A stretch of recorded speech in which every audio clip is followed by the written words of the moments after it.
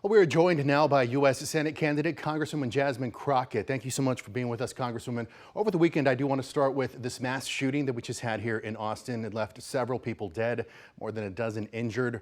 What federal action, if any, would you support to prevent shootings like these? And is stricter gun control part of the solution?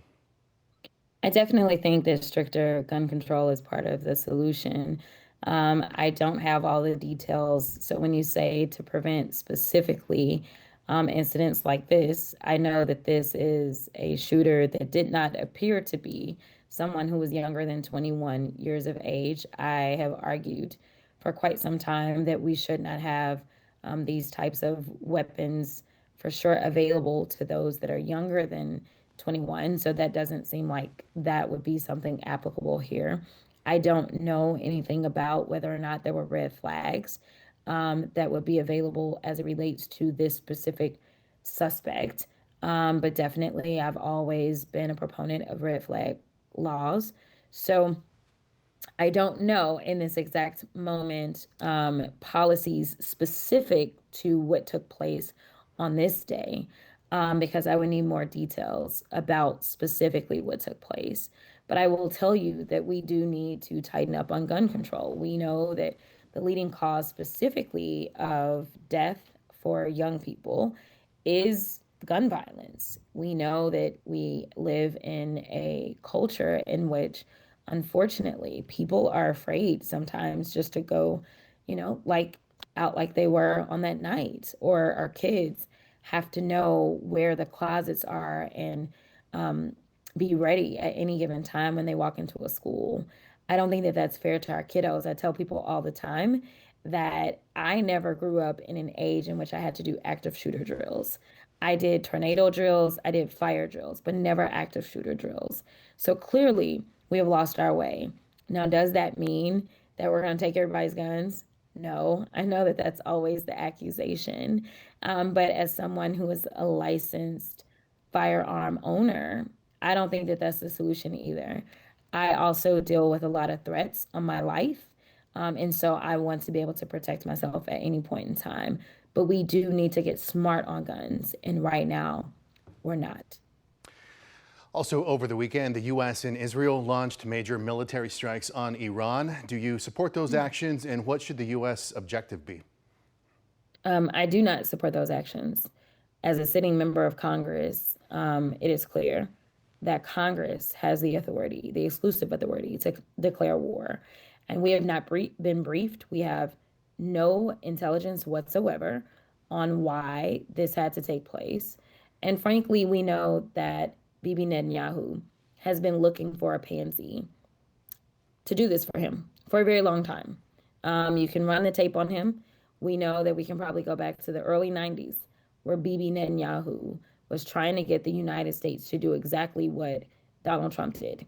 He finally found his pansy, someone who would ignore the Constitution, ignore the law, and just do whatever Bibi Netanyahu wanted him to do. And it was wrong.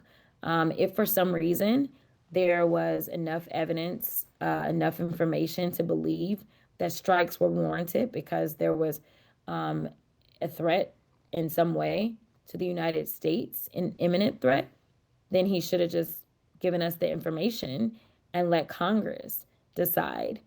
Ultimately, our founders knew that we should never give one person this type of authority.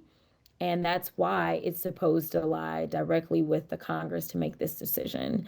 And unfortunately, while I have called on Speaker Johnson to bring us back, he did just the exact opposite. We are supposed to be back in session on tomorrow, and he's decided to cancel tomorrow's session, which I think is really a failure of leadership, specifically in this moment, knowing that we have already lost the lives of service members. Let's go ahead and talk about the election now. The primary. Texas has not elected a Democrat statewide in more than 2 decades. What have Democrats gotten wrong here, and what would you do differently? Yeah, for me, it's always been about the story of expanding the electorate. And that's exactly what we've seen. These early voting numbers are so incredibly encouraging. What we see is that Democrats have outvoted Republicans. there are a lot of people that believe that the only way that you can win in Texas is if you basically look at the current electorate and then just try to get Republicans to come over. Now, it doesn't mean that we don't invite anyone who's looking for better, whether they're looking for better access to healthcare, looking for better access to jobs, looking for better paying jobs, looking for safer jobs, looking for access to homes. Like, yes, we are going to stick to the meat and the potatoes and talk about those things. And I think that anyone who is trying to survive in this current climate, I think that they want those things, right? But at the end of the day, we need to excite the Democratic base. And that's what you see happening right now. And I think that that is why right now, Democrats have outvoted Republicans. And it's just really encouraging to see. I want to ask you about your primary opponent, State Rep James Tallarico. What's the clearest difference between you and him that voters should consider?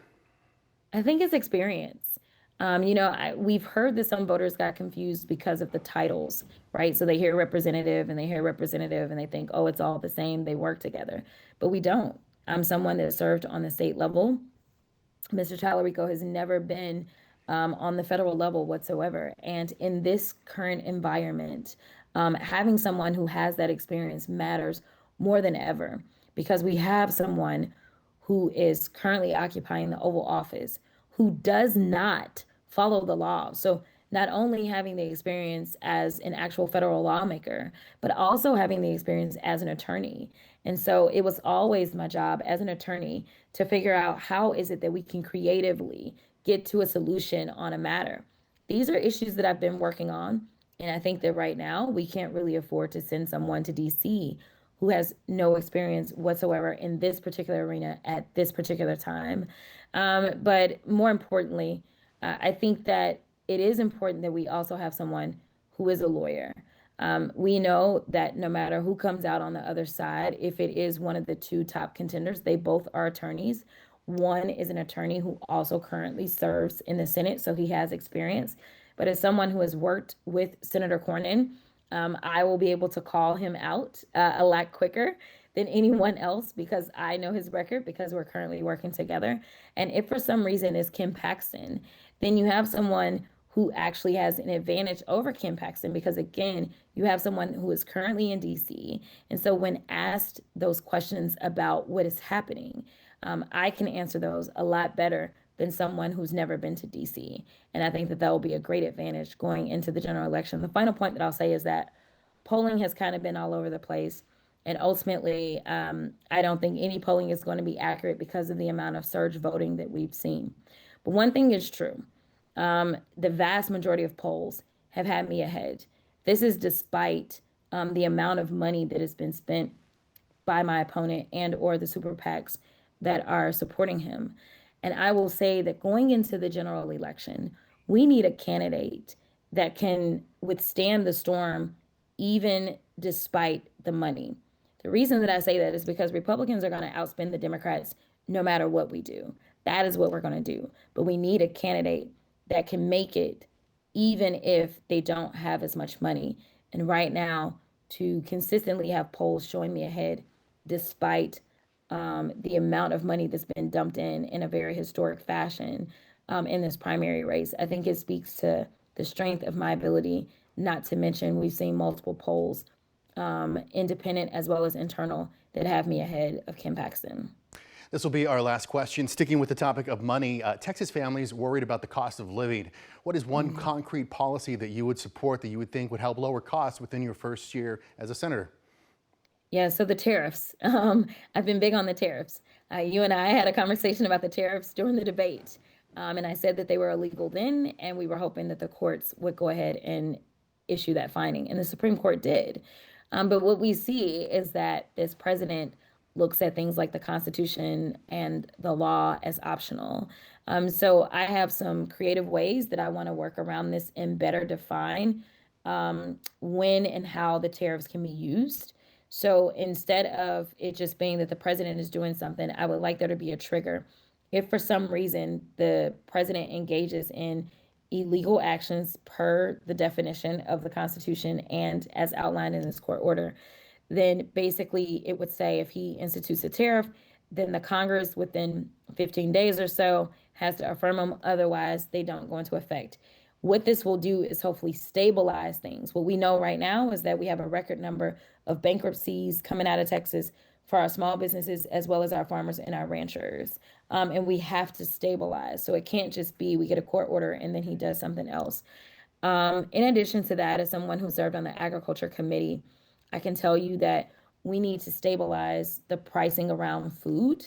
And so I think that that boils down to making sure that number one, we actually get through the farm bill that right now is 3 years behind so that we can hopefully help our farmers and ranchers that are filing for these bankruptcies, hopefully keep them solvent so that we can make sure that we continue to have as much food as we need coming into our stores. We know that when you have less, prices are high. So we want to make sure that we can start to control that. And the final point that I'll make about that is that we learned during the presidential that there were companies such as Kroger, and this can be Googled, who actually engaged in price gouging because people could not tell the difference between the inflation that was taking place and price gouging. And so we have to go after those corporate bad actors that decide to take advantage of this moment and the rising cost, and they're just engaging in price gouging. U.S. Representative Jasmine Crockett, thank you so much for taking the time to talk to us. Thank you. Have a good one.